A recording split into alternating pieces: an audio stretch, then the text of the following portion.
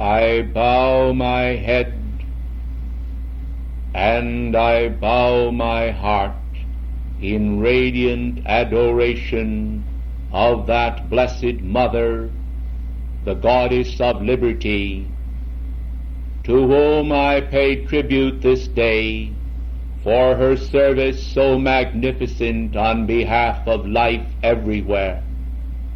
Mankind today, with their seeking hearts, pay allegiance to an earthly mother, and it is well and just and proper. But it is my great privilege to pay tribute to a heavenly mother, the Goddess of Liberty. Liberty is to all mankind of greatest value, for it enables them to choose divinity. It enables them to cast aside and spurn lesser treasures, that they may turn and embrace all of the treasures of God locked in one heart, the heart of a supreme mother. Blessed ones, you who are so treasured by all of the ascended host, know with great certainty that the love of cosmic beings is incomparable.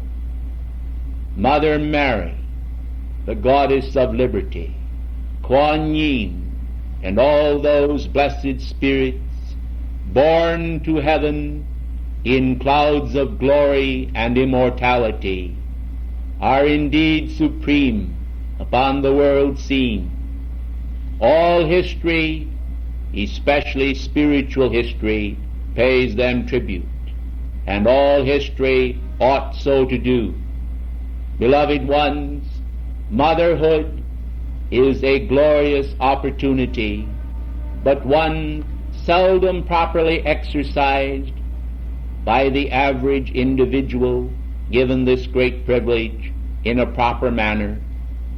For although there be so many benign intentions in the hearts of men, it is seldom that in this present hour and day of turmoil that mankind are able to bridge the gap between their blessed intentions and the realities of daily living. I am come this morning to pay tribute, however, to the spirit of noblesse oblige, to the attitudes of spiritual motherhood, and the divine intentions that are currently and in the past present within the hearts of every mother. For they are there, although in embryonic state in many. I pay them tribute that I may amplify in the holy name of God all of those qualities which are spiritual in nature, and cause them to expand even as a beautiful flower unfolds from the bud. Precious ones of the light, those of you familiar with my life stream, those of you who know of my record as Paolo Veronese, will recognize that I have some familiarity with painting, with art, and with sculpture. You will recognize that I have in my consciousness a great affection and affinity for those molding concepts of beauty that enable mankind to externalize a part of the God design. Precious ones, I reverently then this day execute in spiritual artistry a portion of the divine design of cosmic motherhood, and place it as a miniature shrine within the hearts of all expectant mothers upon this planet this day as my gift to life. You, beloved ones who have thought upon it, have recognized the great beauty of Mother Mary and other spiritual mothers, you have actually reveled in the thought of these blessed beings. Well, precious ones of the light, consider then the gift that I am this day bestowing upon all expectant mothers. I am bestowing upon them a spiritual matrix which will enable them to tune in on many of the thoughts and feelings of beloved Mother Mary, such as she carried in her heart during the time of gestation of beloved Jesus.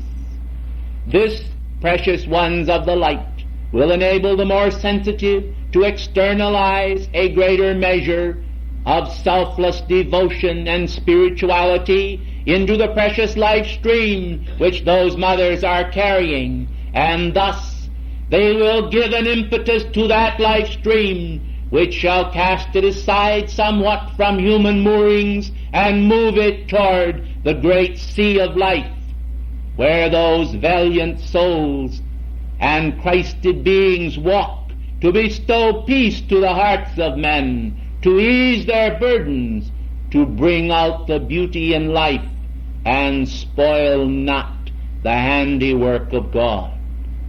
Precious ones, today there has been much discussion concerning art in the world, and many men are today concerned about the trends of so-called modern art. Well, precious ones, even ascended beings do not desire to criticize, and therefore free from the desire of criticism. For although some might deem me a worthy critic of art in this present hour, I do not choose to do so, but I do choose and shall exercise my divine privilege to speak to you today concerning these matters from a standpoint of advisor and spiritual counselor. Truly, beloved ones, there is much of dissonance and discord reflected in so-called modern art, which causes the disturbed conditions present within the psyche of the artist to be expressed upon the canvas.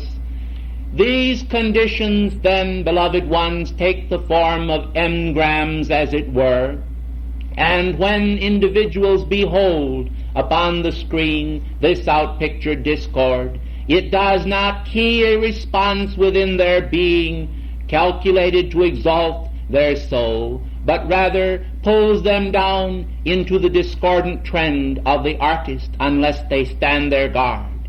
It is true that mankind must today and at all times until mankind's discord be permanently healed, stand their guard against the intrusion of discordant music, art forms, worded expressions, concepts, and even invisible thoughts. Mankind must learn to stand their guard, and it must be the prerogative of every mother and every woman who shall bear a son or daughter to engender with her thoughts the idea of cosmic protection within that precious life stream of God design, that she may be able, blessed ones, to assist that life stream through all the days of that individual's life, to be a more perfect outpicturing of divinity upon the canvas of life.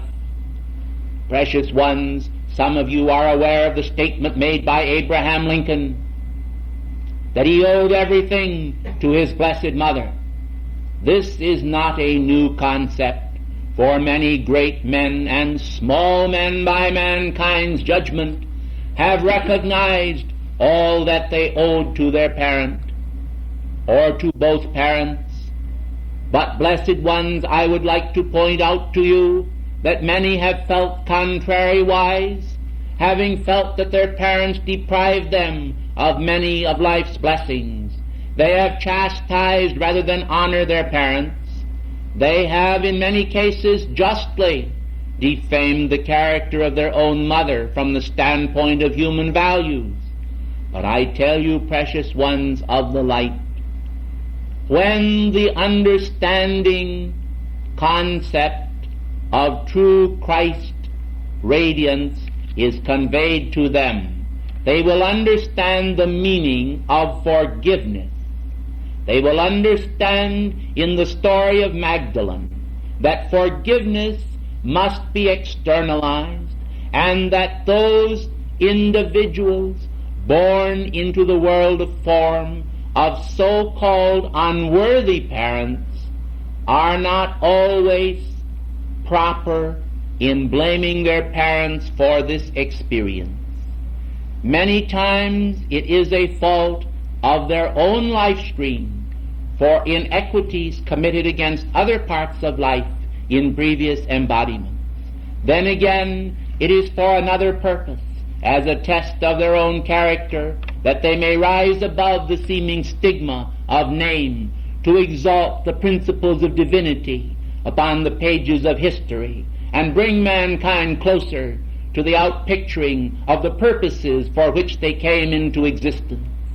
Blessed ones, that precious spark of life which is within you, which is your own divine self, this may not be pictured upon canvas, but it is pictured in life.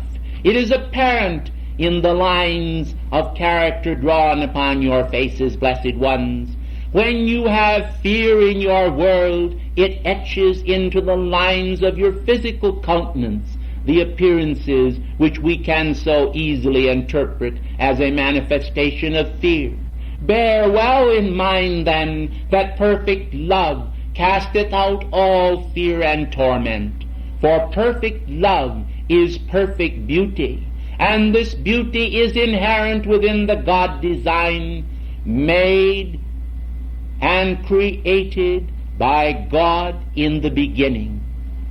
It was this perfect tiny form, embryonic in nature, which created that blessed threefold flame of your being, your holy Christ flame, blessed ones.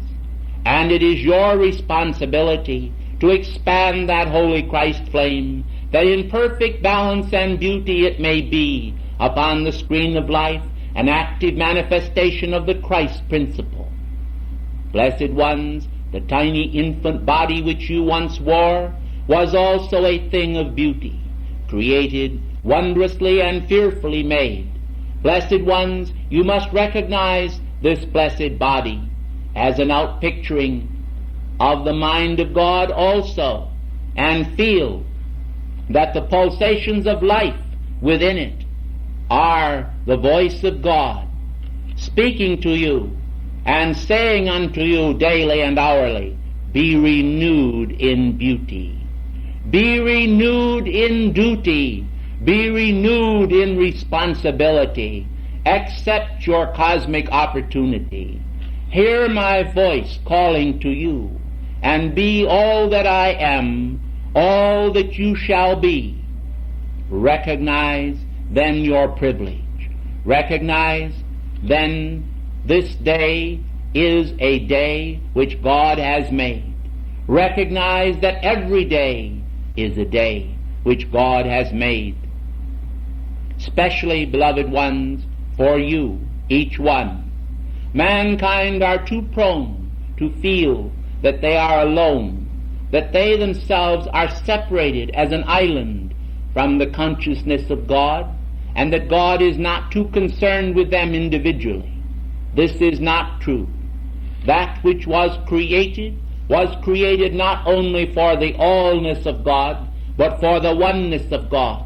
And the oneness of God manifests in no greater manner to the consciousness of man than in the individual himself, who is a perfect replica of the divine idea.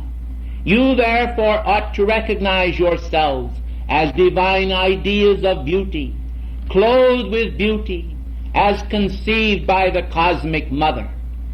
For you are, beloved ones, the product of your heavenly Father and your heavenly Mother God. Both had a part in the shaping of your form.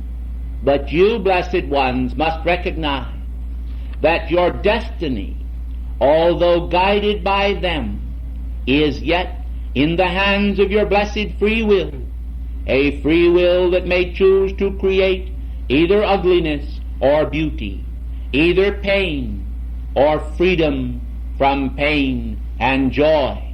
Blessed ones, let all then master the creation rather than be mastered by outer appearances. Let all take on the prerogatives of the ascended masters. Let all feel the freedom to shape their own destiny in accordance with cosmic patterns.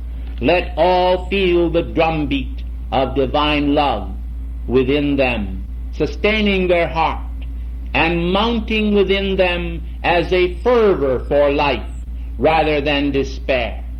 Beloved ones, despair is only a human feeling, as are all emotions of human creation. They bring about conditions of chaos and disorganization. You, blessed ones, must free yourselves then from human creation. You must take on divine creation. Divine creation must be a creation of beauty and must then be a joy forever. I have reminded you of this in previous talks given to you, but I must this day reiterate it and state it again because of the valiant truth inherent within it. If mankind will recognize their divine rights, if mankind will recognize their divine privileges, if mankind will behold the matrix of the divine around them, they will no longer then be subject to those outer conditions which are a part of human creation and human chaos. They will cast it aside as a shroud, and they will embellish themselves with the garment of Christ's beauty and accomplishment. These are far more than words, blessed ones. I am speaking of a tangible garment. I am speaking of a robe of Christ's unity. I am speaking of a birthright of an immortal people here for a season in the schoolrooms of earth, that they might master the problem of their own identity and find in the identity of God their own mighty I Am presence, the identity of themselves, masquerading then far too long as a human and appearing far too long as a puny individual. Man must cast all that is of his human self aside and recognize that he does not lose his cosmic birthright by so doing. Neither does he lose in any way, for you can never, beloved ones, lose anything by giving all that was given to you back to the heart of God. Truly, he who seeks to save his life shall lose it, but he who loses himself, even his identity, for the sake of obtaining his divine identity, he shall find it again, and in a more grand and noble manner, until the purposes of life shall be fulfilled everywhere as God intends. Gaze not upon the appearance world, the misshapen bits of marble, the canvases smeared with the feeble attempts of men to paint. Gaze not upon them as the finished product. They are but in the embryonic state. You need not mimic or copy them, for they are still students in the schoolrooms of life. Gaze upon the perfect pattern of the master painter, the master creator, the master builder, the master artist.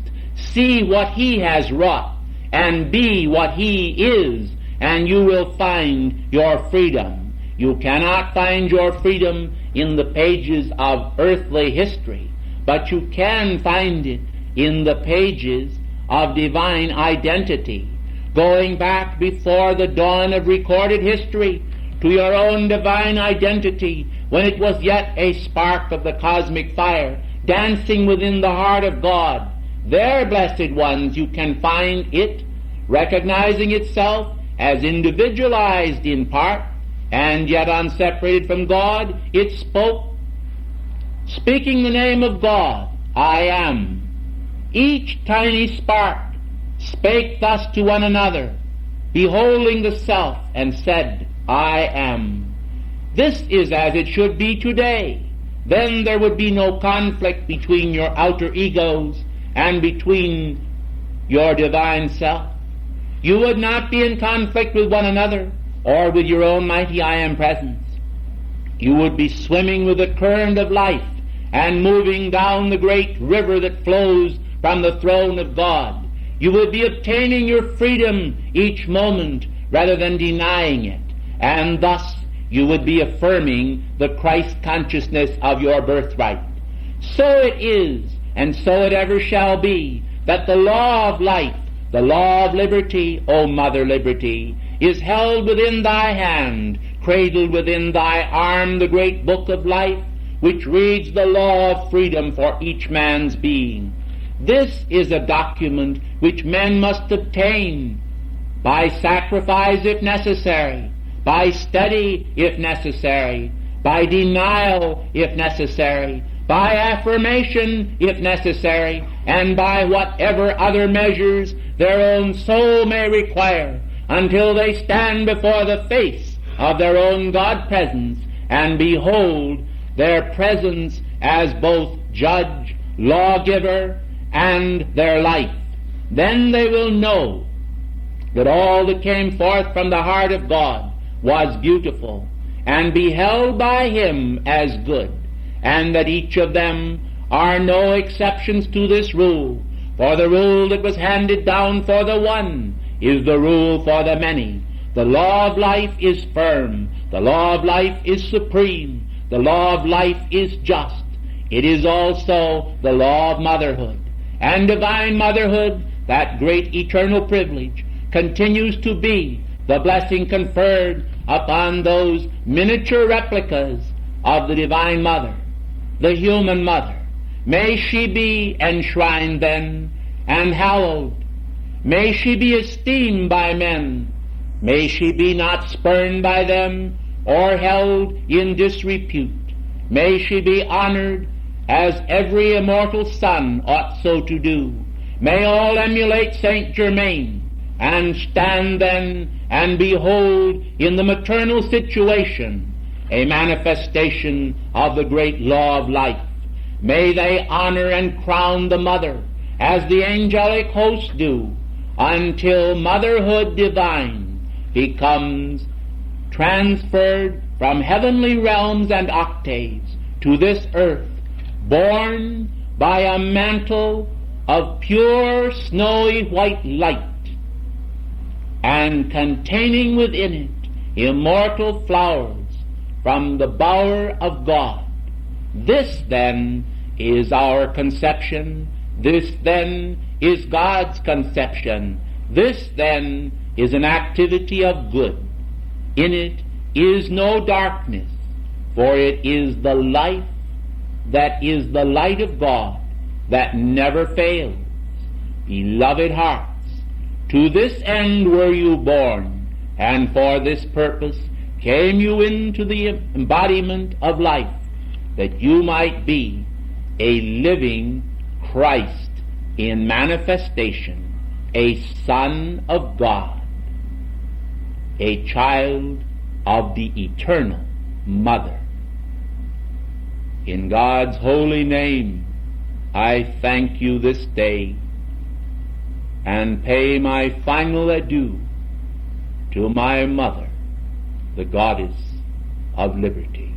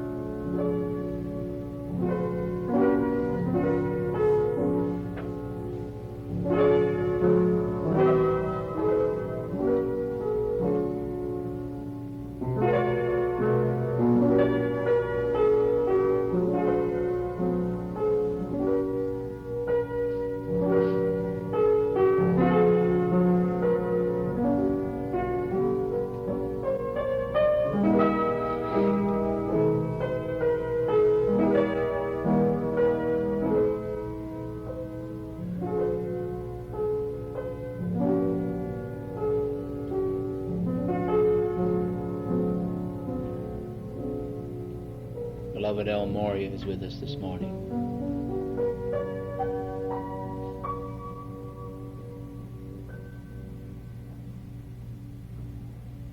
I am the Lord thy God, that brought thee out of the land of bondage to the promised land of freedom. Beloved ones, the saga of humanity is a marvel to behold even from our octave, although we sometimes pity the plight of those who have forged their own chains.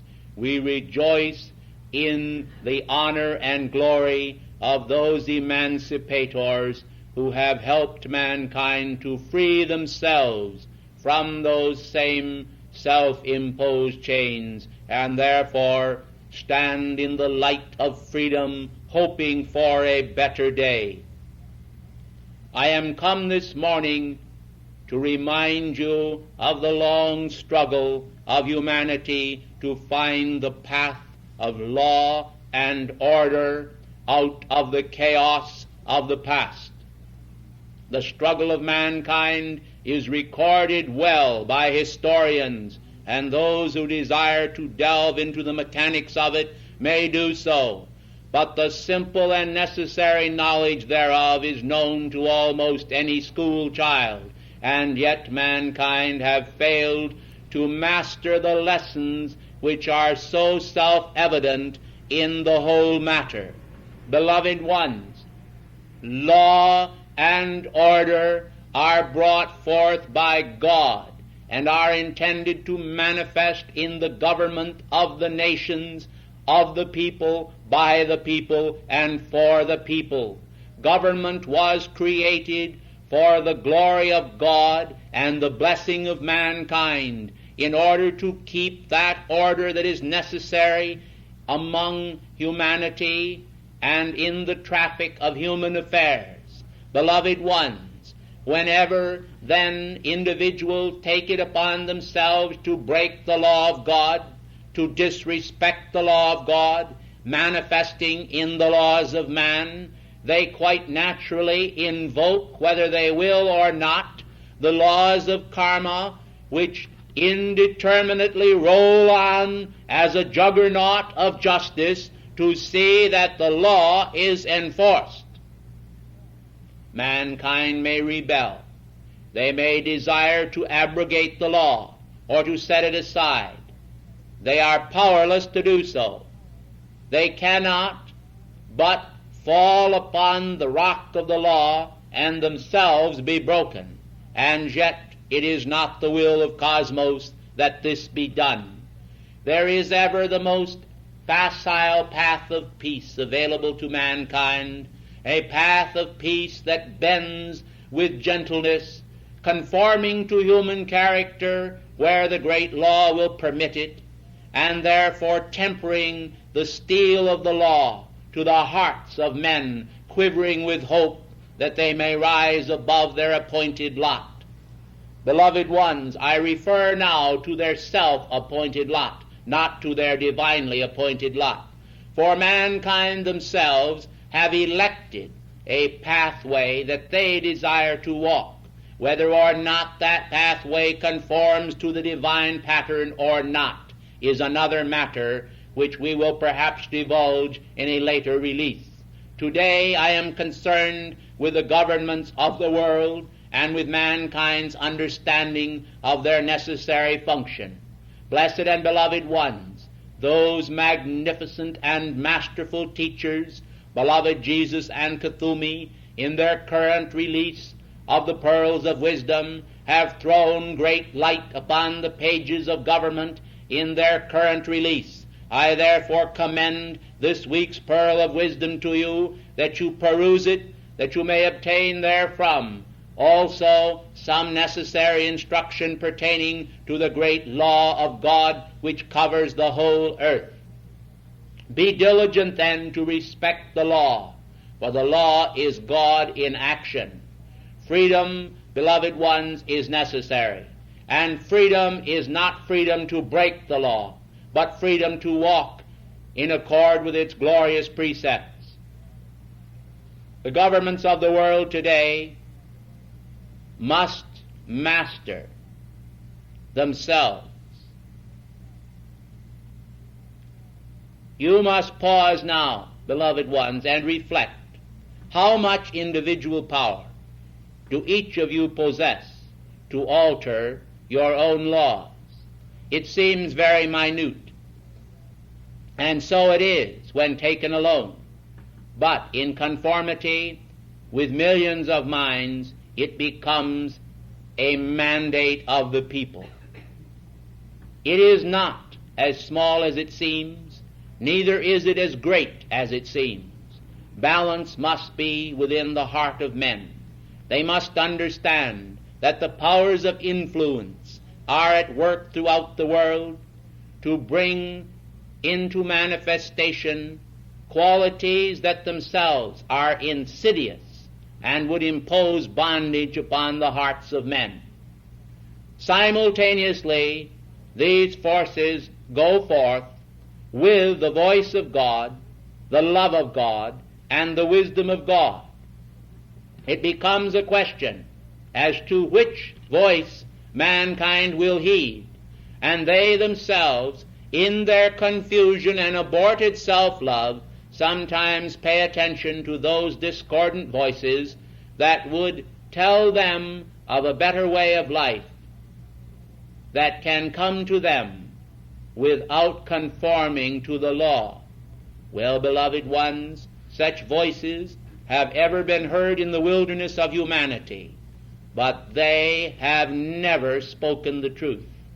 And those who have followed them have passed down into the grave, as it were, of human opinion, where all bad decisions must go, and they have not been raised into the transcendent light of exalted spiritual opinion, which is not an opinion at all, but is the law in action. Most gracious ladies and gentlemen, the present state of world affairs is not much improved regardless of the tremendous endeavors of the children of light. And yet it would be frightening if the services which you have rendered would not have intervened and interceded as a wall of light against the hordes of shadow.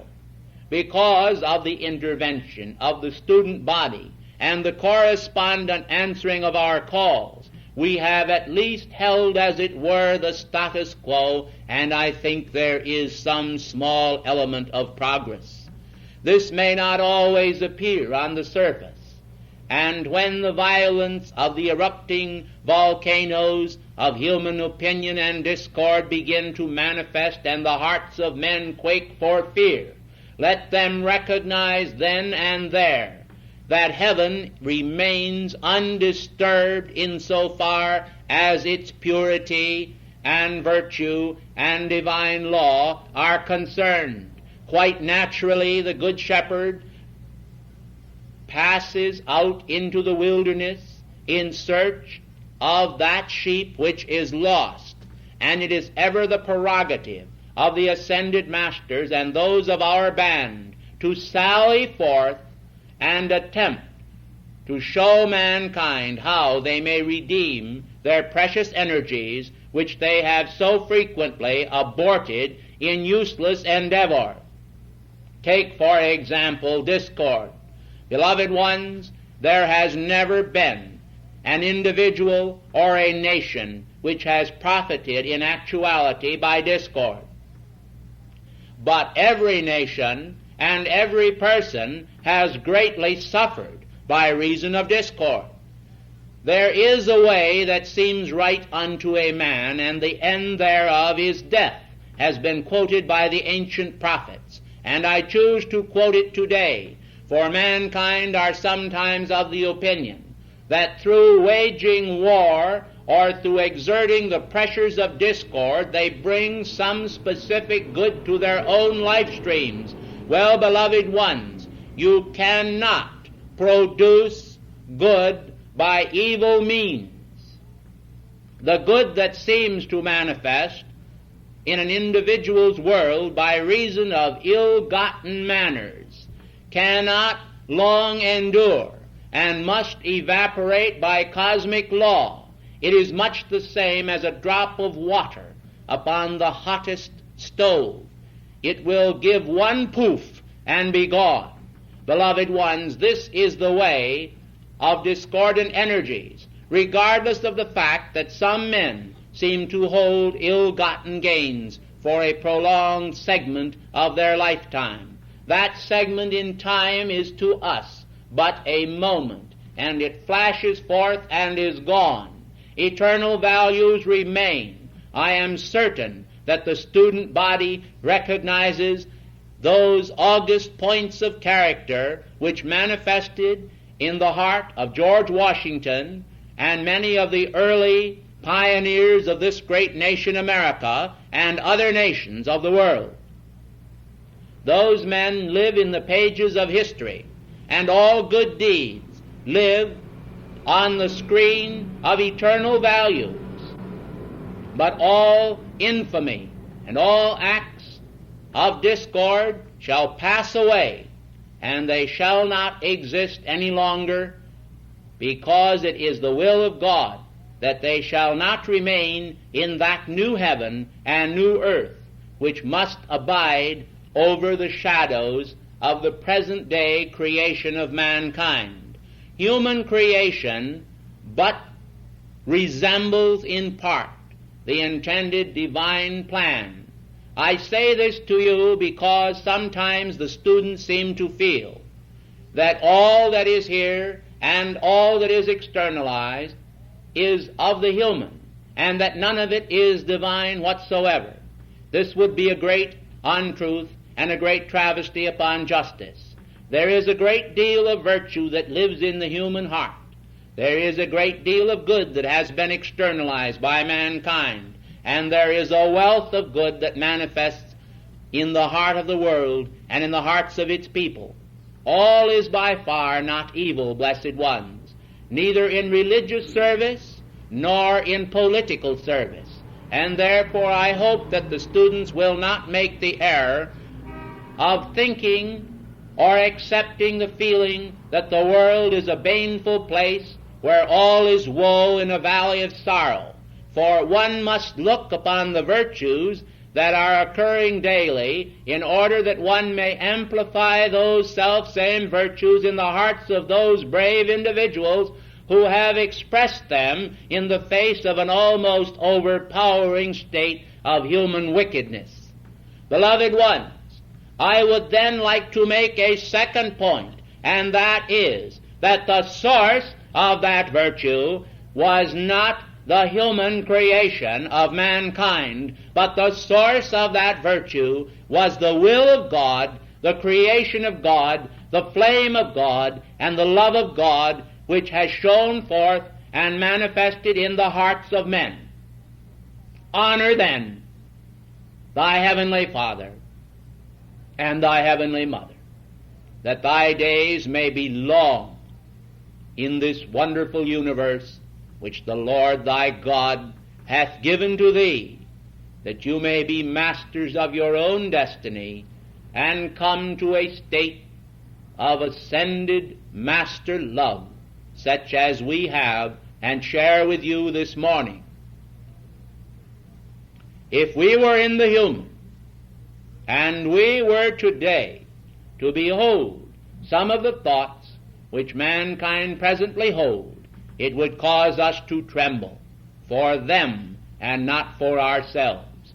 You will recall, beloved ones, the blessed woman who spoke unto the Christ with great weeping because she was so sorrowful concerning him as he walked on the road to Calvary. Beloved ones, recall the words of the Christ to her. Weep not for me, ye daughters of Jerusalem, but weep for yourselves and your children. And this is the point that I am making this morning.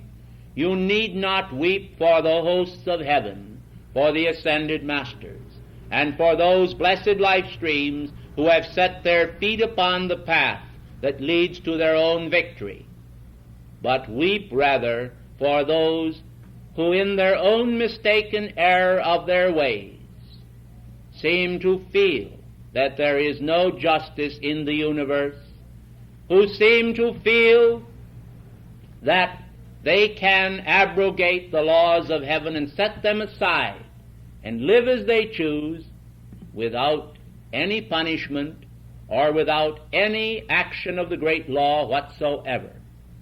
They seem to feel that they are a law unto themselves. Blessed ones, weep for them and pray for them, for they require it far more than those who are now turned toward heavenward. And yet, I would also ask that you pray for those who carry the brunt of a spiritual load for a planet and are in the vanguard of our activities of light to help mankind find their freedom. I shall instruct you throughout the day this day, periodically, by speaking to your hearts and minds concerning the great laws of the inner government. It pleases me much to speak to you this morning, and yet I have fashioned some of my words in enigma, and some with great clarity. This is done deliberately, for I am determined that the students ought to pay proper heed when we speak. For we speak and release our words as cups of light, and it is our desire that the student body receive the fullest benefit from our radiation as well as our instruction. And therefore today, from the beginning of this address until the present moment, there has been a vibratory action released of spiritual ascended master instruction pertaining to the great law, which has not been uttered in words. This I have permitted to penetrate through your etheric body, to remain there, that you may this day seek to meditate upon your own mighty I Am presence, and therefore receive that unspoken portion of this instruction, that you may be participants in the heavenly message and draw forth for yourself some element of spiritual truth. Beloved ones, this you will keep for your own self and for your own spiritual blessing. I urge you to have no feeling whatsoever if you fail to understand all that I have spoken, or if you get only a part of that which I have spoken, silently as it were. Be grateful for whatever grains of wheat fall upon the threshing floor of your blessed consciousness. Refine them, use them, and watch how expansion will occur in your blessed worlds. I have come this day to bring you the attention and love of the Darjeeling Council of God's will from Darjeeling. I trust our effort will bear fruit, even as it pleases us to bring to you our instruction and our love. Peace be unto you this day. In the holy name of God's will, I thank you and bid you good afternoon.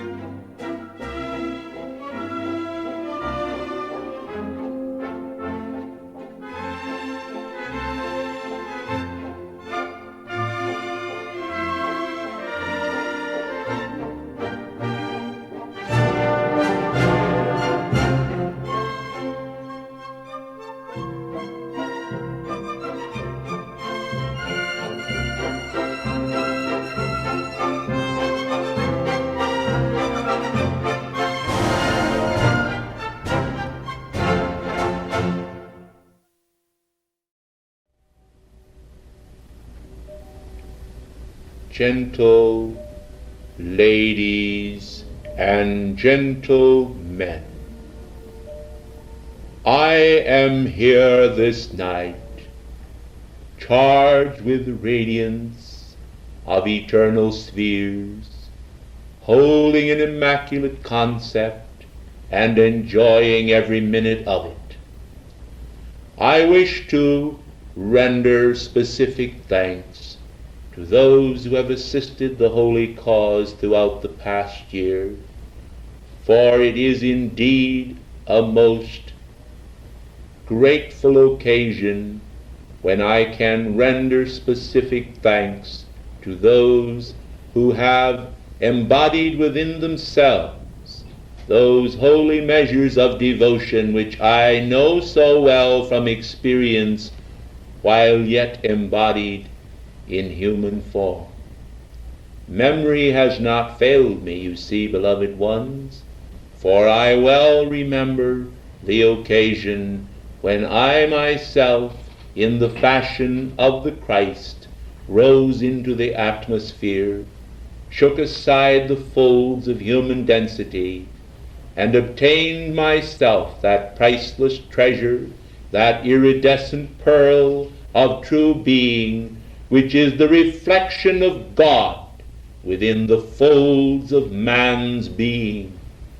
Blessed ones of the light, the pearl of greatest price is given to man with his own divine identity.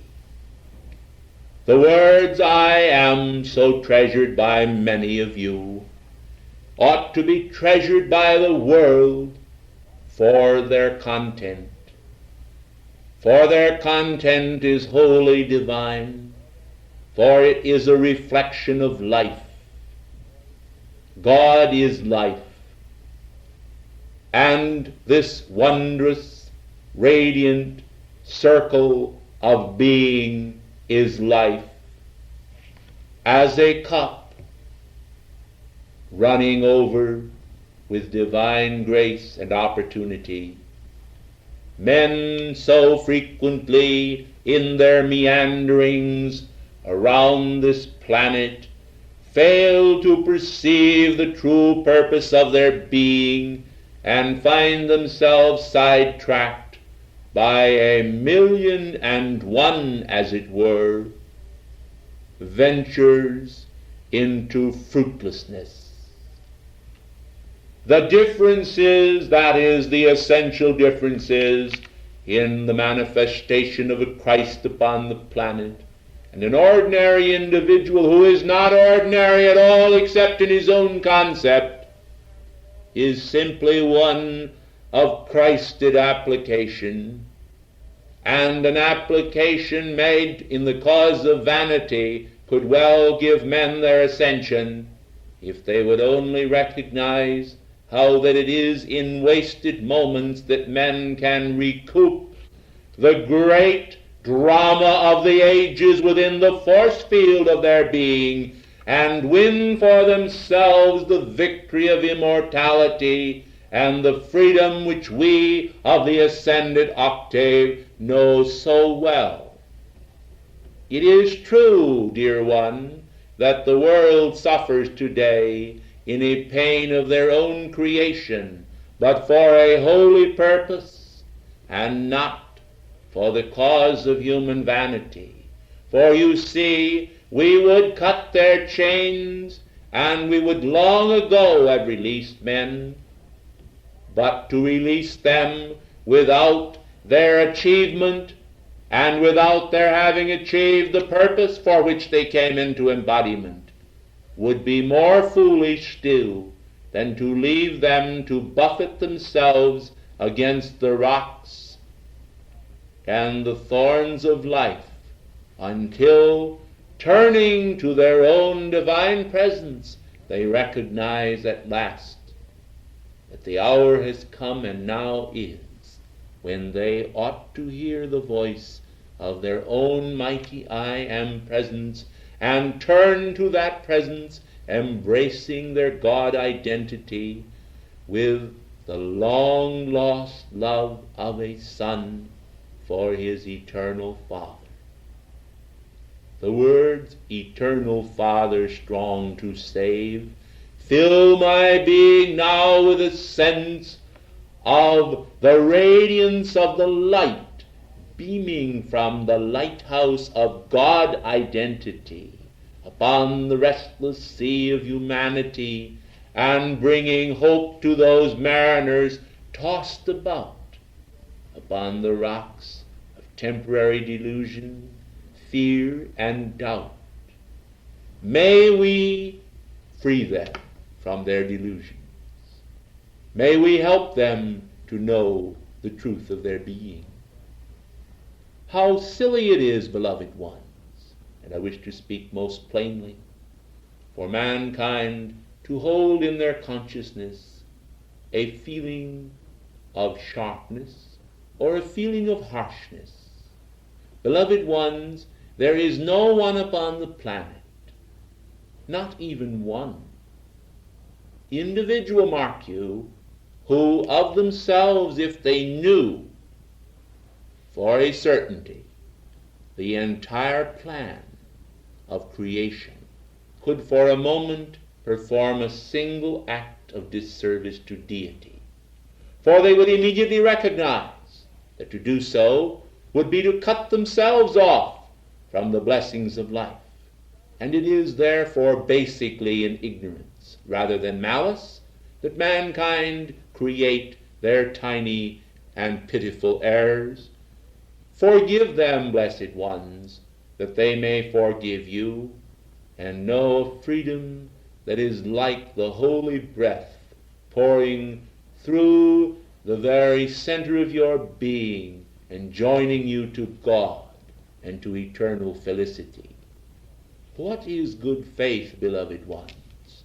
Good faith must of necessity be born of a sturdy heart that is willing to brook human opinion to obtain an eternal reward.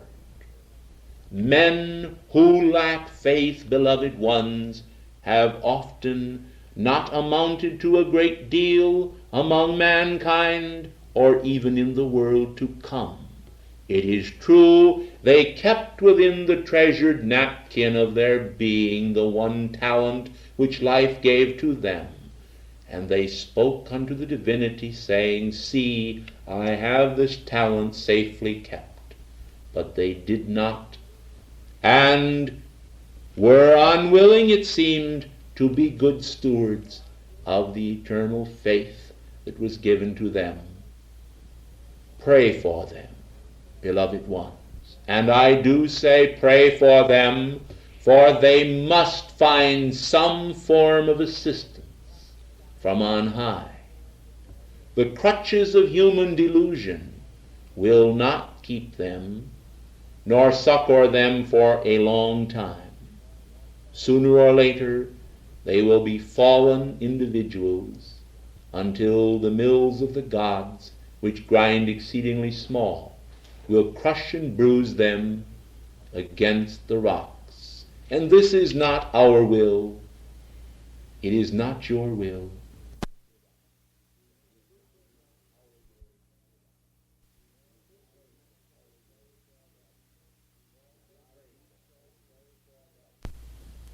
Pray for them, beloved ones.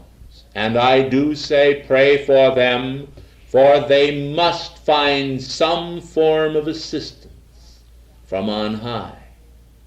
The crutches of human delusion will not keep them, nor succor them for a long time. Sooner or later, they will be fallen individuals until the mills of the gods, which grind exceedingly small, will crush and bruise them against the rocks. And this is not our will. It is not your will, and it is not God's will. Then, blessed ones, extend to all, both now and always, a feeling of complete peace, and you yourselves will find reflected back from the mirrored surfaces of the universe the very same vibratory action which you send out. How many of you have spent much time this past year sending out vibratory actions of the ascension to your fellow men? How many of you, beloved ones, have envisioned for those whom you might ordinarily think least likely to succeed the success of their ascension in the light? I smile as I contemplate the censure you might this night bring upon yourselves, but I wish to relieve you of this, for I assure you, blessed and beloved ones, that it is not so much my intention to censure you as it is to praise you for the good that you have done in the past, and to point out how much more good you can do in the future by giving to all the highest stature that heaven intended them to have and to obtain. You know, blessed ones, there is no greater deterrent in the world to mankind's progress than to cast a stone of stumbling in his brother's pathway. And yet millions do this daily with never a thought of the fact that the recording angels are busy writing down each such deed.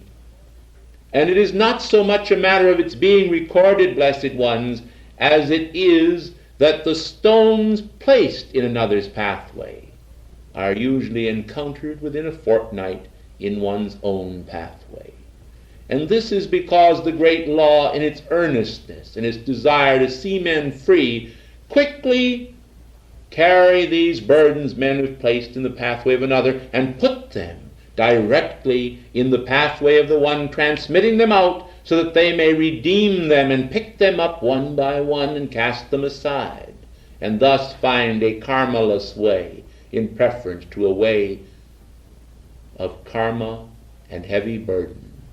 It is always the desire of heaven to free men by the power of forgiveness from the weight of every oppression. And it is my desire this night, as your night commander and friend, to inform you that these are the little ways, the tiny ways by which men obtain heaven. Heaven, beloved ones, may be taken by storm, and the violent, prevailing in prayer hour after hour, may wrest, as Jacob did from the angel, some element of assistance which will cause them to ascend in the light. But, blessed and beloved ones, for every one who takes heaven by storm, the majority take heaven in the quiet way of daily obtaining victory, until at last the little victories become greater victories. And it is much as though a man's life consisted of first a tiny brook, bubbling happily along in the springtime, and then joining hands with another tiny brook in a forked union, until the babbling brook became two babbling brooks, and the twain become four, and they rush on toward the greater sea of life. And there is one merger and another, a union of hearts, a union of purposes. And at last all of the tiny tributaries come together in one mighty river, like the Amazon, flashing forth to the sea. And the crowning glory of existence becomes the mighty, restless purposes of eternity. How glorious, then, it is for men to contemplate that their energies become, with the current of life, designed to exalt their fellow men and help them to, when necessary, swim against the currents that are cross-currents, but to flow with the tide of mighty life that leads back to the great ocean, source of being. Blessed and beloved ones, there are many analogies which we can give, drawn from nature. There are many stories we could tell. But there is no sweeter story that can be told then the redeemed soul, the individual who has recognized that it is time that he arise and cast off his fetters one by one and return to his Father's house to obtain his inheritance, that he in turn may serve the cause for which he came into embodiment and being.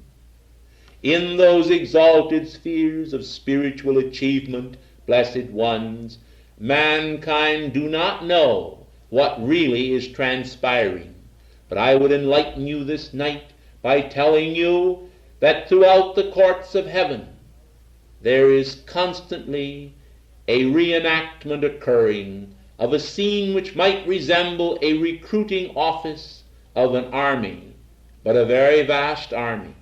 For mighty angelic and cosmic beings constantly rush forth, volunteering their energies and service in the cause of freedom or some other specific God quality to serve this world or some other system of worlds.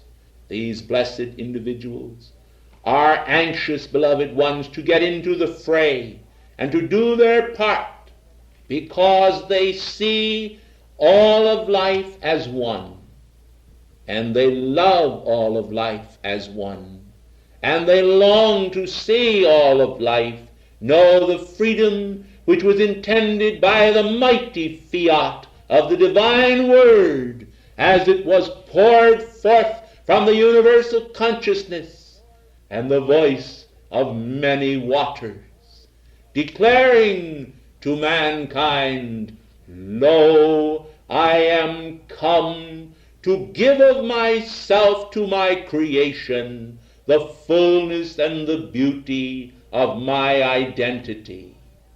Behold me, I am the Lord thy God, that brought thee out of the land of Egypt, out of the house of bondage. Behold me, I am the Lord thy God, that brought thee out of the house of shadows and pain. Behold me, I am the Lord thy God, that will forever be thy shepherd, to lead thee beside the still waters of thy own heavenly identity, to carefully reveal to thee, not only today, but each day that shall ever be, the fullness of my eternal solicitude, my good feelings of beneficence, my loving care for thee, my sense of thy identity as my own. How then, in the name of heaven, beloved ones, can mankind carry on as they do? It is simply because they close their eyes in an erstwhile blindness to reality and a feeling of disparagement, which is not a part of their own divine identity or a part of any reality whatsoever. Shake then this mortality from off your feet.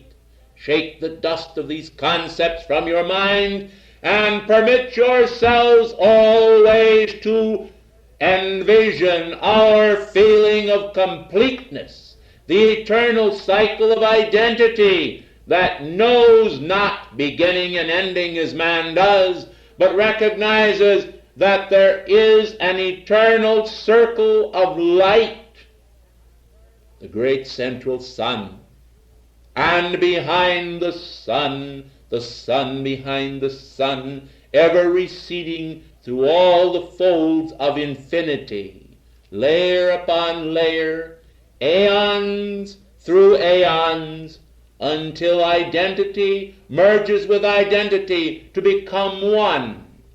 Unity, unification, diversification. It is as though all the modes of the past were arrayed through a funnel and came to the ever-present now, and suddenly passed through the nexus of that now onto the forever, as another funnel receding still to the vision and presenting to mankind one blessed concept, the concept of immortal hope. Not a hope, beloved ones, for a mere present embodiment or one to come, but, blessed ones, the hope of forever in the bonds of freedom. Do you know, blessed ones, what it means to wear the bonds of freedom? While I am here tonight speaking in the interest and cause of freedom, I am speaking of bondage, and I am speaking of the bondage of divine love.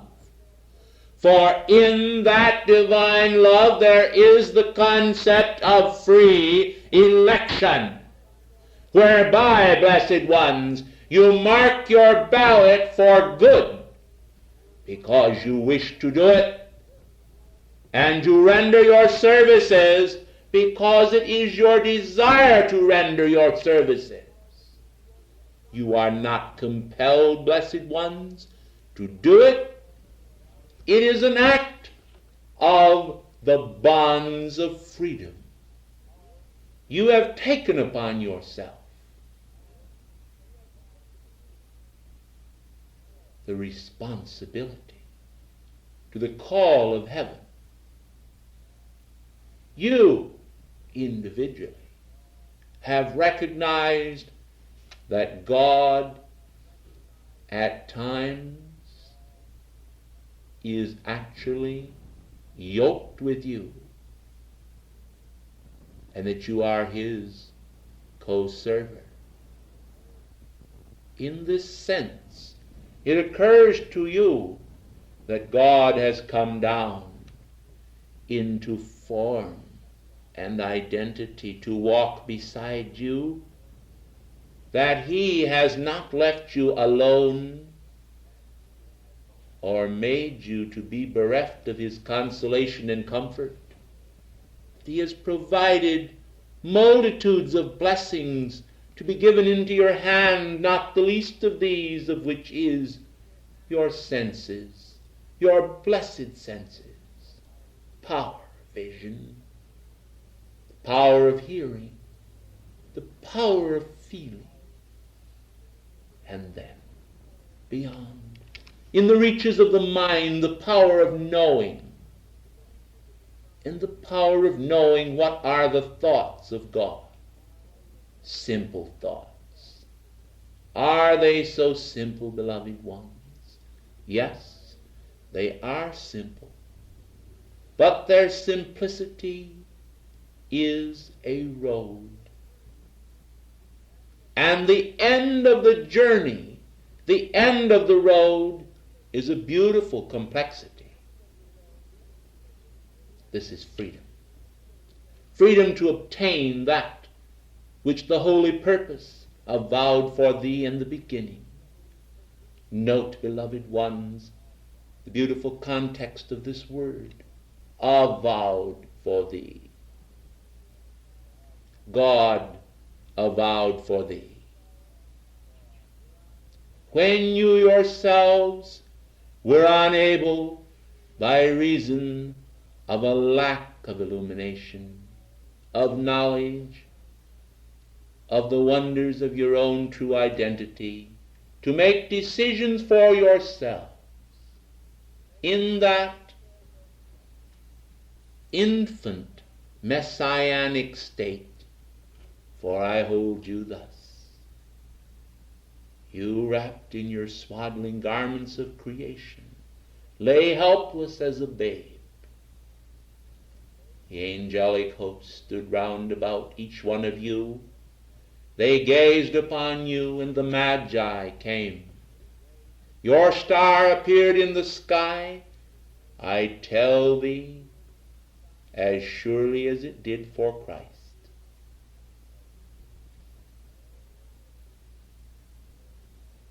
And for thee the angelic anthem was chanted, glory to God in the highest, and on earth peace, goodwill toward men. Each one. This was the demonstration of the Christ, every ascended master. Will tell you the same as I do this night.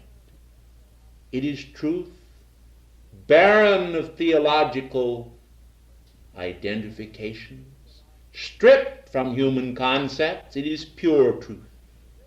And it is given to you tonight in the holy cause of freedom to draw you closer to the flame that is within your being, so that you will recognize your identity as that flame and no longer grovel before the boots of men, who themselves ought to turn and recognize their own God identity, but because they do not have the blessed opportunity vouchsafed to you, these individuals go on to perform the services of the mills of the gods and the lords of karma, testers of your own metal, to see whether or not you can stand and withstand, having done all against the wiles of contamination and evil, and then emerge with the shining armor of God, victors over hell and death.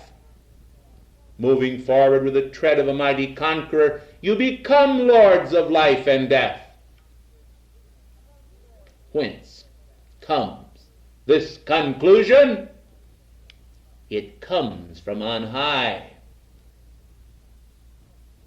Is it true?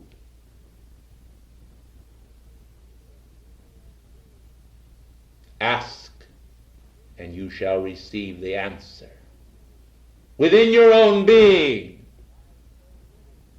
ask by so living, and you shall represent this truth in action on the screen of life. I come tonight on this anniversary occasion to generate, regenerate, charge, and recharge within the force field of this room and your individual temples the consciousness of your being. Why? Because when you obtain this knowledge for yourselves, blessed ones, you will be on the glory road that leads to your ascension in a greater degree than ever before. But you will be rendering an incomparable service to the great white brotherhood that will help to bind up the wounds of the world and to bring this priceless knowledge to the world at large.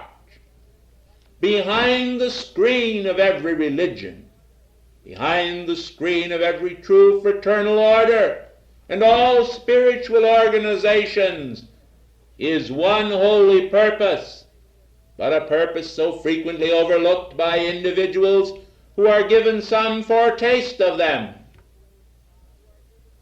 For they never seem to progress until they are first brought down to a point where they can recognize pure truth for what it is, for its own sake, and then, in the humility of their being, they stand before the altars of heaven, and they recognize at last that they have made a few mistakes in their thinking.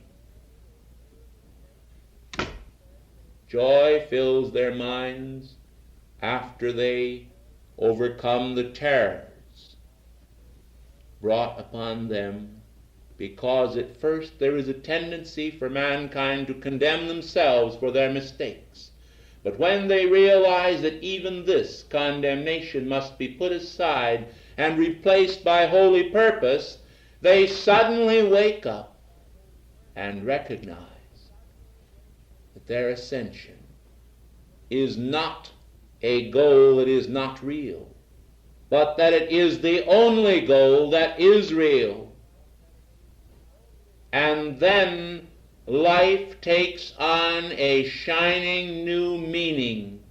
And while there may be moments when the sun plays peekaboo between the clouds of their existence, and they ponder as to the reality of the immortal truth that has been given to them, and tremble at times as to whether or not they will ever know this wondrous reality, this reality never for one moment vacillates in its divine and supreme intent for them, and therefore holds them in its own chalice consciousness until they absorb the beautiful transcendental nature of being and are exalted as I am into the fullness of their ascension in the light and the full knowledge of freedom.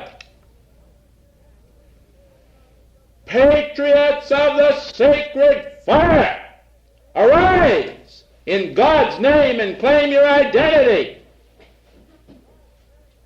How else shall the world be free unless men shall hear and obey?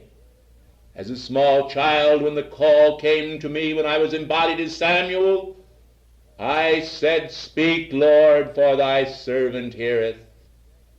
Today they caricature me as Uncle Sam because I fathered America at inner levels.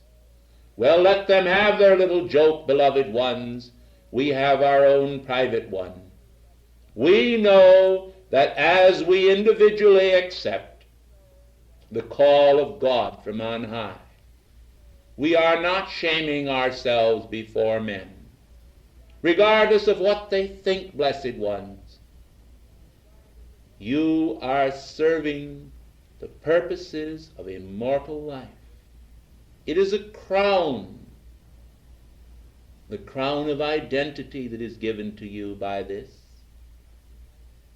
and it is the crown of your ascension, and it is the final crown of immortality in that ascension. This is a pearl of great price. It is, blessed ones, as though your bodies were spheres of light. And from within the sphere at the very center, an iridescent sun is shining in splendor. The rays of the sun pass through the atmosphere within this hollow sphere of being and reflect on the periphery and surface of this beautiful pearl the luster of life. Not the lust of life, beloved ones, but the luster of divine life. This is a radiance wondrous to behold. This transfigured the face of Moses and the face of Christ. This will transfigure thee. This is thyself in action here and in action there. This is the pearl of great price that shall ascend unto God in the bonds of his eternal freedom. Thank you, and my ascension blessing upon each one of you. In God's most holy name I am. Good evening.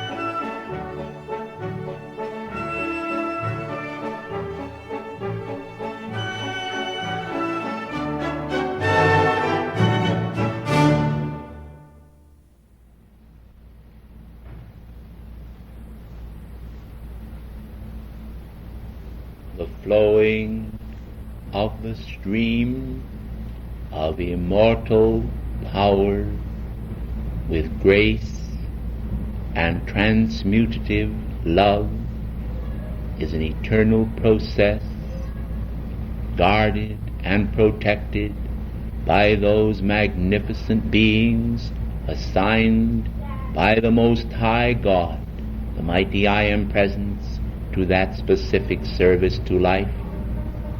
I am come this day in the radiance of my beloved consort, Lord Zadkiel, to charge into your world a mounting, understanding grace concerning the use of the sacred fire.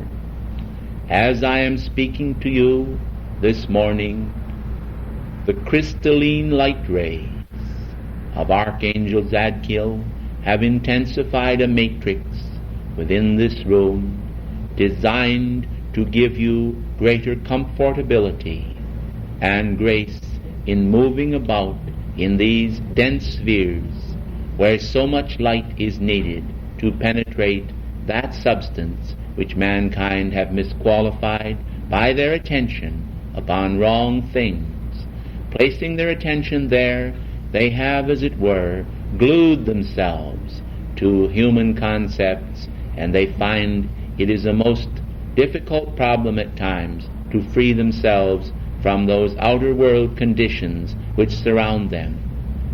The great hosts of light, by their tangible service to life, manifest hope to mankind, hope that will free them from the oppression and shadow of enclosing darkness and bring them to the light of God, where in peace they may weave the immaculate pattern of their own destiny and find that harmonious expression which will enable them to be true sons and daughters of God.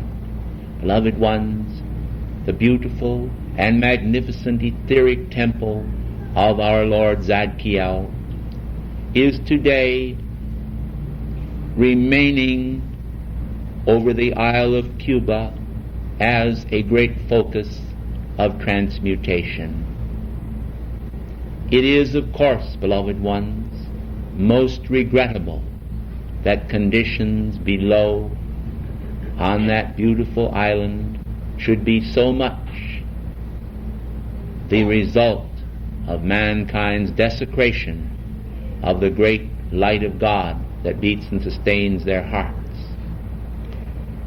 I therefore trust that you will understand how that the angels of the violet fire are very active throughout the world, and yet we have not been able, because of the misuse of human will, to free the people of Cuba from the intense, crystallized, dominant control of the communist forces, which do today almost totally black out in the minds of those people the true understanding of their being.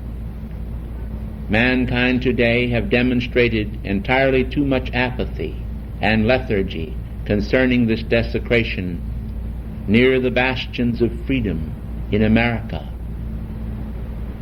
It is regretted that the karma of their apathy must descend also upon the innocent, and we hope therefore that mankind will awake before it is entirely too late, and will use the violet flame from our temples upon the Cuban people in greater intensity.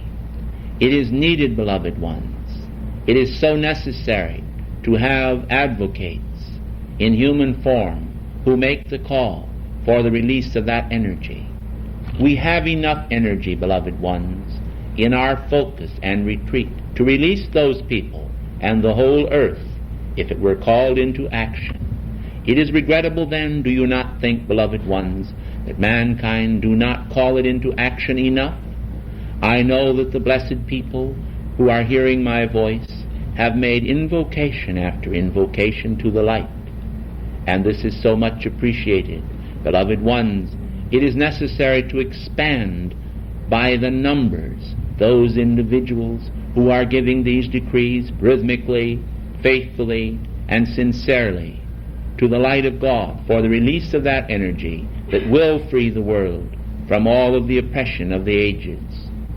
Your recent convocations and gathering here in Washington was rewarded by the efforts of the services of both mankind embodied, mankind ascended, and the angelic hosts, with a tremendous outpouring of divine love which cannot be measured by human standards. As a result of this love, there is an intensification of spiritual power upon the planet, and yet those cancers which are the center of human force fields of misqualified energy, many of them have remained upon the body politic of the world, and the communist hordes still continue their aggressive intent toward the people of America and the free world. This has not been altered significantly. However, there has been a great strengthening that has taken place among the democratic people of the world, and this is well and good. Nevertheless, there has also been accomplished one significant act for the peoples of Russia, and that is that there has been a stirring in the hearts of many of them concerning faith in the deity, and many of them today are secretly beginning to awaken to their need to pursue some measure of spiritual devotion. Therefore, fruition has come about as a result of this class, and many people have been the beneficiaries thereof. We trust then that you will understand gratefully how that this has been accomplished, and will prepare yourselves for a new thrust during the July classes, when it will be possible, if mankind will only consider the power that has been given to them, to cut the people of Cuba and the world far more free than they presently are from the domination of those forces that mean them no good, but only to take from them the glories of liberty, which would permit them to understand how to worship God in freedom and truth, and thus find the freedom and brotherhood of Christ's expression which the great law requires. Beloved ones, not since the passing of righteous Abel has so much discord been thrust upon humanity as in the past few decades of this earth. This has been a great threshing floor, and mankind need the violet flame as never before. Therefore today, as I am speaking to you, I am asking the violet flame angels to take our entire momentum of violet flame and convey it to all portions of this planet as a mantle gossamer thin, and yet so potent, so powerful as a radiation over the entire planet, that it may be enfolded and sealed in a violet flame cape for such moments as the great cosmic law will permit. This will dissolve and start a dissolving action in many parts of the world that has not hitherto been accomplished. It will mean a temporary release from our beautiful temple of much of the precious energies which we have retained here for centuries.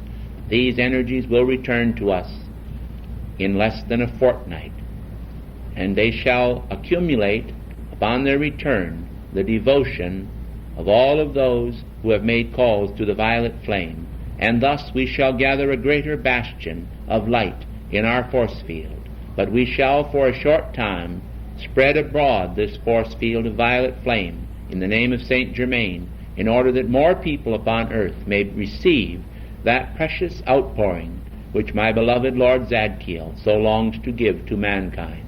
I trust that you will understand that I have spoken calmly to you this morning, and yet objectively, for our objective is to bring greater freedom to the hearts of mankind, that happiness be spread abroad, and that a network of divine love be established upon this planet, perhaps not always tangible to the physical eyes, and yet felt by the mankind of the earth as a great release and feeling within their hearts from those pressures which have far too long held them in its icy grip. Beloved ones, great hands of light then are spread abroad over the earth. May the earth be blessed Beloved Virgo and Pelur have so long served mankind, and now, under the blessing of beloved Helios and Vesta, your own beloved Saint Germain and Portia, the god and goddess of freedom for this earth, for beloved Portia, beloved ones, who is the goddess of justice, is the consort also of beloved Saint Germain, and in one sense embodies thus the quality of freedom in justice. These then shall keep their activity blazing over the earth, together with beloved Virgo and Pelur, in the name of my own being, I, Holy Amethyst, in the name of Lord Zadkiel, bless you and thank you and bid you good morning.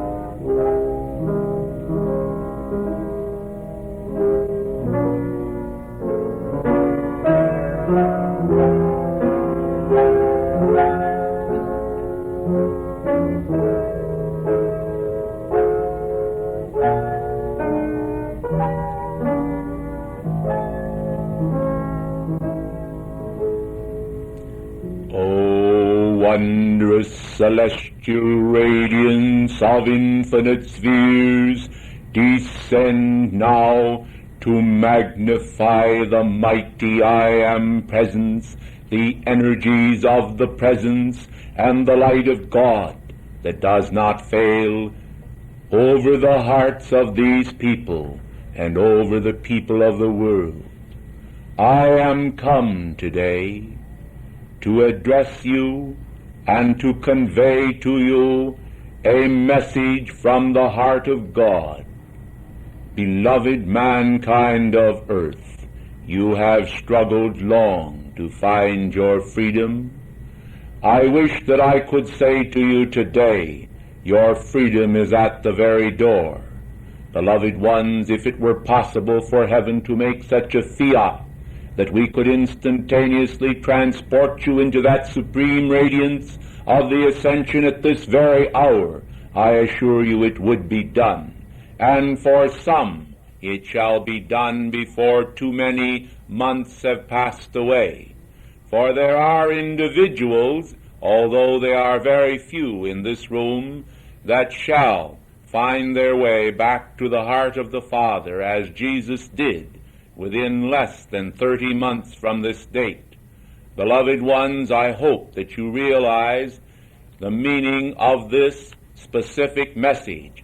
It is given to you in order that you may prepare yourselves for that blessed event when you shall obtain the glories of our spheres. To those of you who remain to work out your destiny, having not yet obtained by divine merit the full victory of your ascension, I say, take heart, take heart, take heart, for the hours swiftly pass, and victory comes before you even realize it, if you will only press forward toward the mark of this prize, the prize of God's own covenant made long ago with your immortal being, when you stood as a sacred fire spirit before the presence of God, took your vows, and descended into mortal embodiment, decreeing that you would return, wonderfully arrayed, with the glory of God, obtained with the full knowledge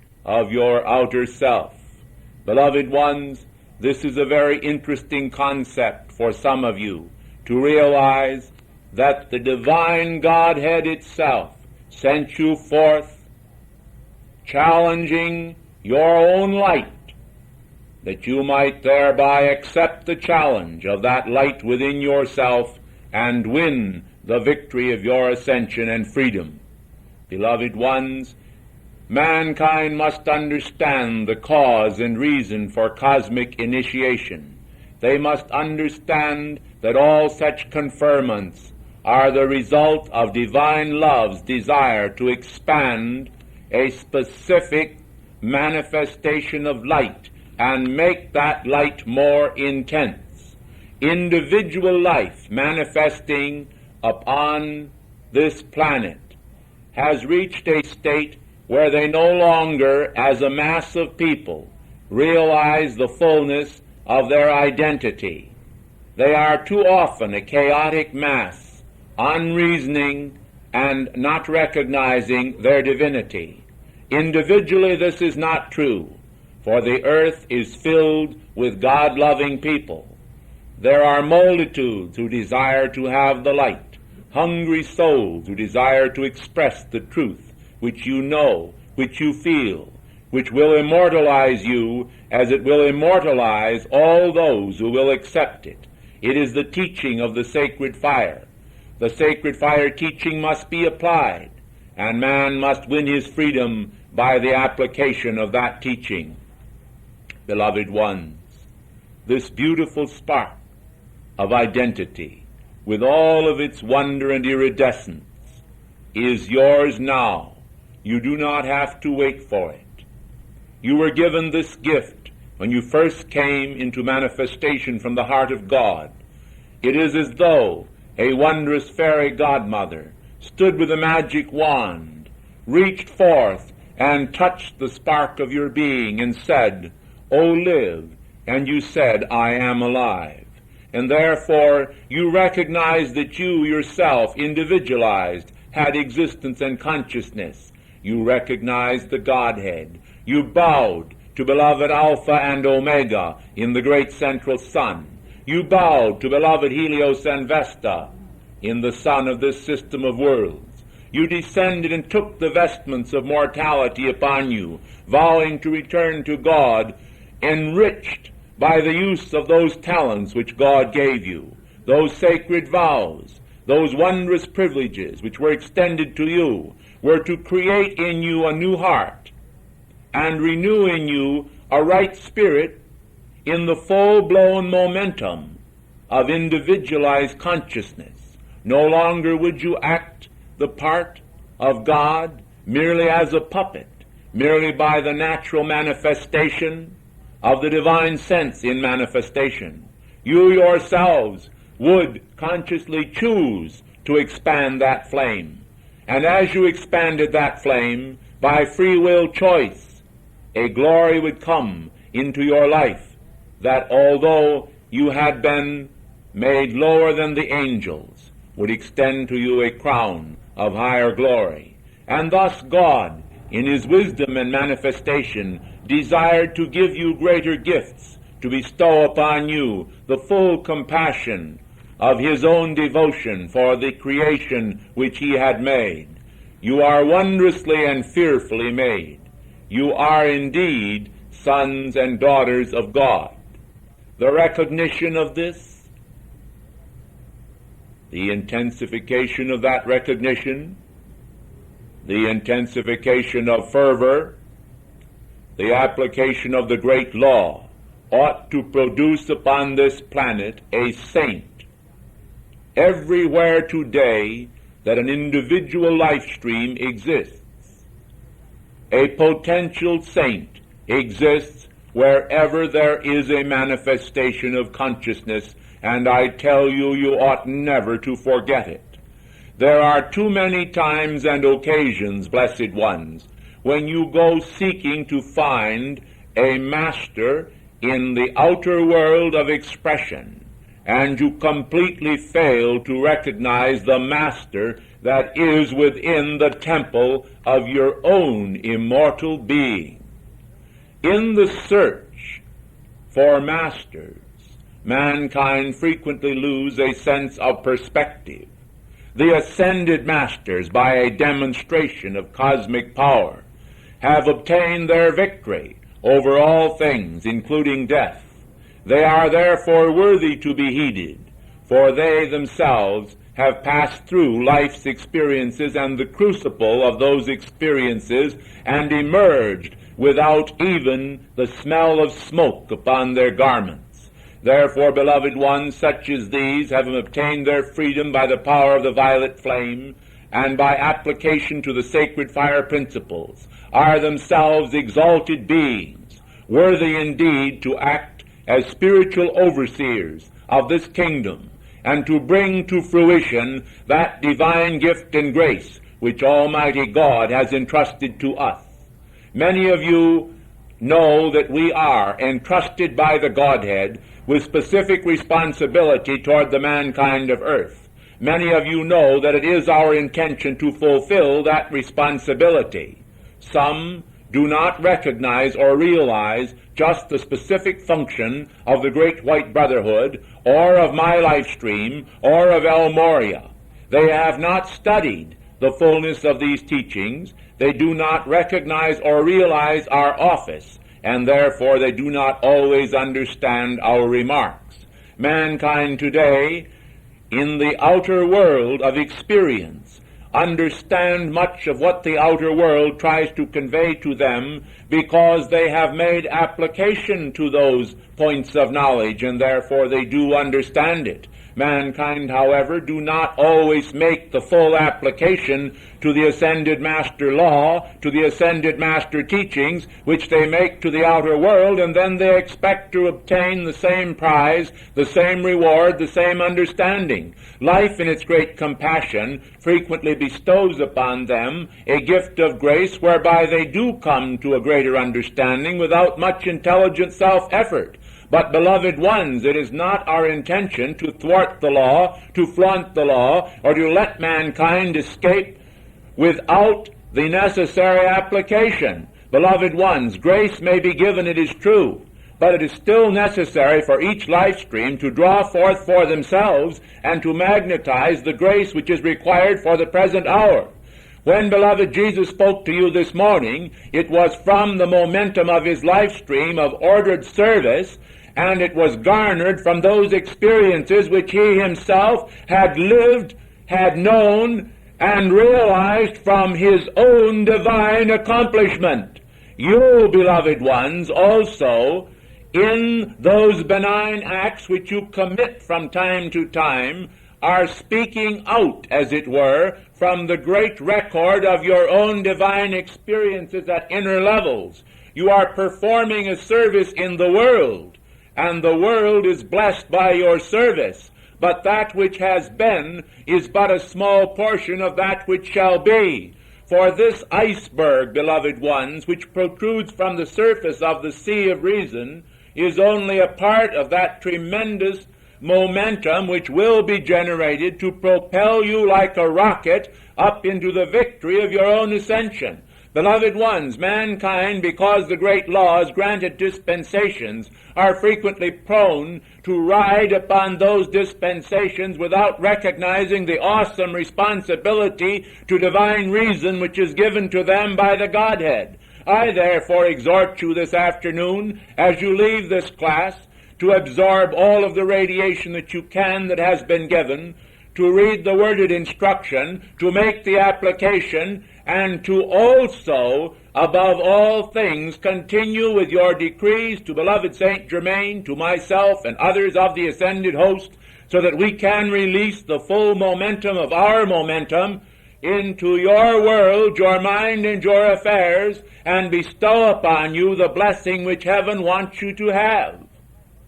Beloved ones, the mountain of achievement is indeed won, spadeful by spadeful. It is transferred from one side of the world to the other, carried sometimes even in the pockets of those who cross the ocean on a steamer. Now I am speaking to you in metaphor, but I hope you will understand it, for there are those who have passed through the Berlin Wall, by carrying a handful of earth in their pocket until they had achieved a tunnel to freedom. You, beloved ones, ought to recognize the necessity for maintaining a vigilant approach to the cause of freedom.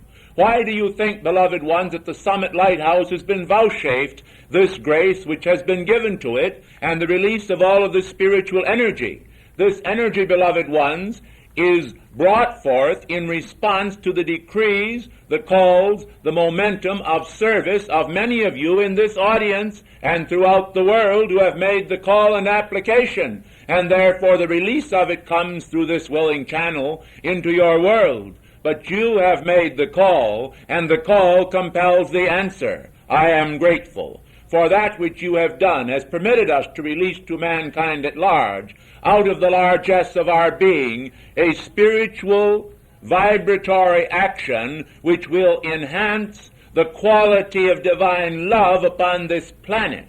And upon the wings and the radiance of that divine love, we shall obtain a more than ordinary grace. As I am speaking to you, the vibratory action of my life stream and force field is amplified by an intense radiation from beloved Mother Mary, who is pouring out of the chalice of her being the responses to the stimuli of ordered prayer from some of you in this audience who have a momentum of adoration to her.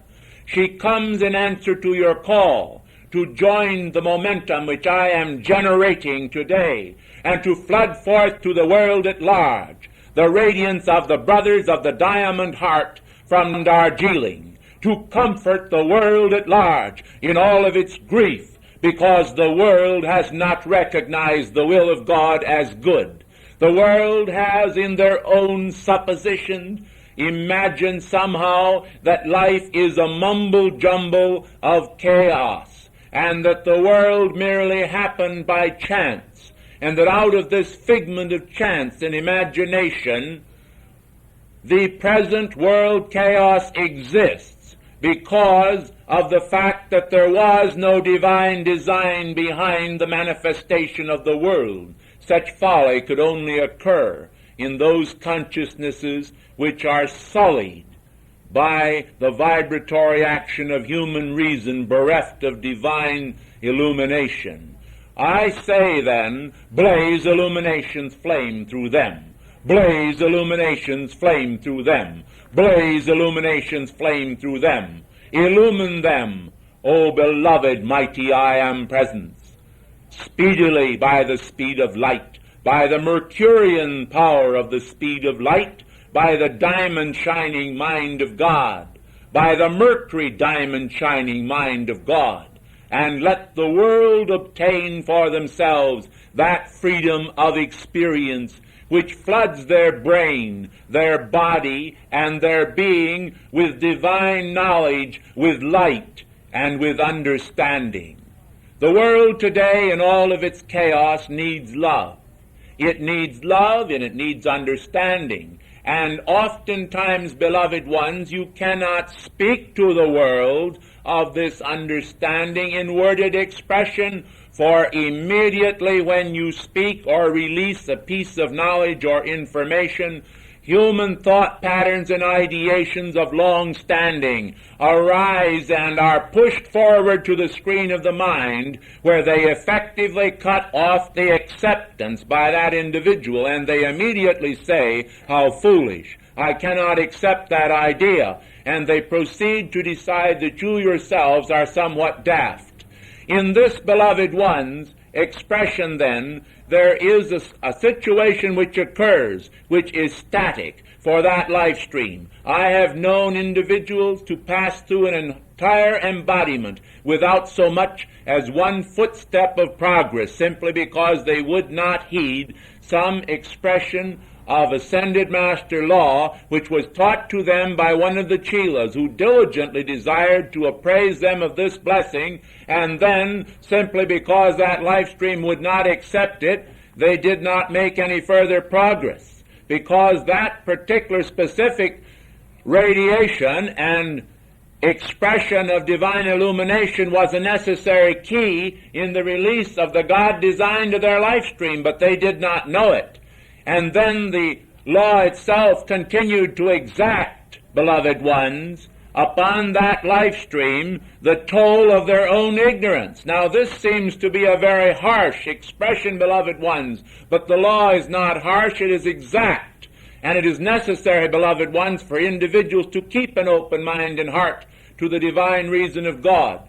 Blessed and beloved ones, simply because some divine idea may not find acceptance in your world does not mean that you are required to reject it.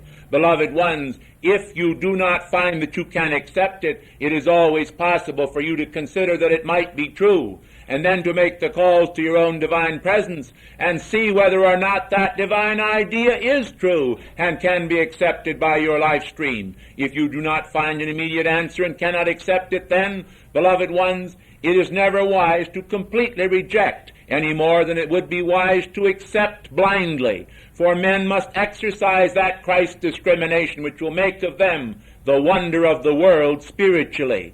I therefore urge all of you to recognize the need to bind up all of the wounds in the body esoteric of the planet.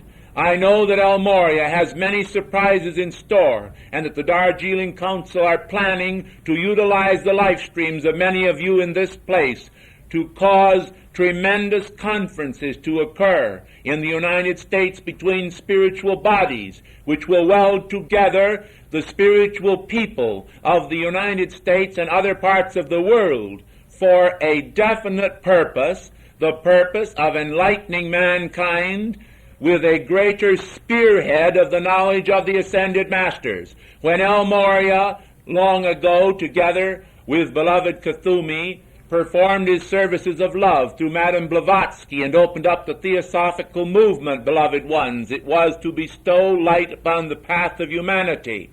And now today, in this particular time, with the release of the great I Am law of knowledge and the violet fire transmissions which have occurred through these past decades, man's knowledge has been further enhanced until the world today stands waiting for the sunrise of that golden orb of divine illumination to burst to its full splendor and to bring about an achievement of a golden age of such wonder as is incomparable upon the pages of written history, even that which is recorded in the Grand Tetons. Beloved ones, therefore, it is necessary in order to bring this about that divine responses occur to the divine stimuli. The divine stimuli is being released with tremendous power. The divine stimuli has found response in many hearts here. The spark of that response must be kindled, nourished, and fanned until it is a full-blown flame of such glory as to fill the entire holy mountain of God with a fire to the very apex of the summit. This must occur, and all of the spiritual groups throughout the world must be united and bound together. They must be bound together with the bonds of divine love. Understanding must replace misunderstanding. Criticism must be replaced by understanding and by divine love. Service must replace talk, and talk, beloved ones, must be illuminated by divine reason. And all these things must come to such fruition that mankind no longer are merely guessing at pulling themselves up by their bootstraps, but they have achieved that for which they sought. Men came here expecting to see a manifestation of the divine masters. They expected to see us step through the veil. They expected to see us visible, tangible to their physical sight. Well, beloved ones, we did step through the veil on one occasion here in your midst, and several people here were able to recognize that something had occurred, but they did not fully see it simply because their own eyes of comprehension were not quickened and open enough to be able to perceive it. Nevertheless, it occurred, and because it occurred, I am here to tell you that the Ascended Masters, the Great White Brotherhood, the Darjeeling Council, and all the angelic hosts are determined to bring this earth home, to find its freedom, to win its freedom, to seek and to find that achievement for which you have sought for so long. And therefore I urge you to recognize that that mounting momentum of cosmic service which we are releasing today through this Summit Lighthouse activity is going to expand and expand and expand by the love flame and devotion of those of you who have heard these messages, who heed these messages, who understand their source, who recognize the emanation is not spiritualistic, but as belonging to the great white brotherhood and its role of achievement, which shall weld humanity together in one great outpouring of cosmic Christ consciousness. Not that consciousness which stultifies, not that consciousness which causes mankind to dwell in darkness, not that consciousness which causes mankind to be curious about one another's lives, about those probings into darkness and to spiritualistic life streams from the past, such as the Witch of Endor and others. But, beloved ones, that specific radiation which is of Saint Germain is intended to elevate, is intended to ennoble mankind, is intended to exalt, and is part and parcel of the diamond shining mind of God himself. In this spirit of grace I come. In this spirit of grace I expect to leave, and I expect to leave you in a different mood than when I found you. But I did not find you in this case in the mood you were in when you came, and the mood you were in when you arrived here was not a bad mood. It was a blessed mood. I speak now of blessedness to a higher state of blessedness to a still higher state of blessedness. And now I speak of blessedness that points toward heaven, to the ultimate achievement for mankind, to the freedom of the earth.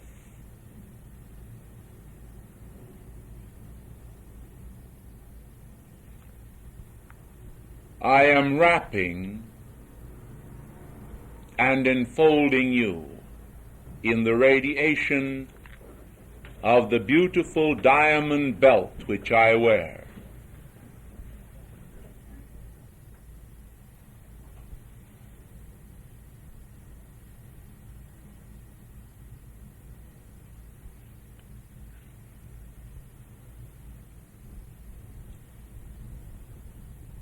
Seraphic hosts,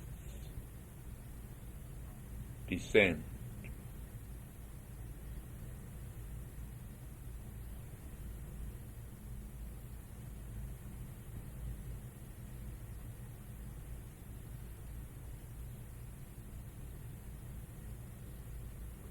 Enfold them now in immortal love.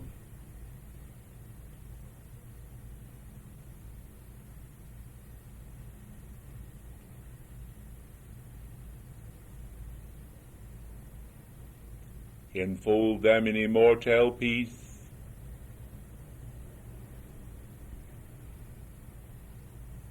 Give thy full release to their human karmic situations. Lighten their burdens, our Father. Flame of comfort from the Ma Chohan descend. Purity of the will of God from El Morya and Mother Mary infuse them.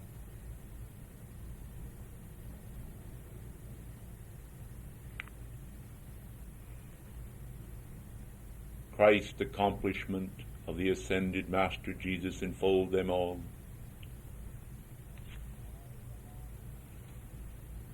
I, the Manu of the seventh race of the house of Rikazi, have spoken. I thank you and bid you the deepest, the fondest, the most glorious adieu you have ever known. I wish for you the peace of a Christed Easter. May you keep it always as you have obtained it. Good afternoon.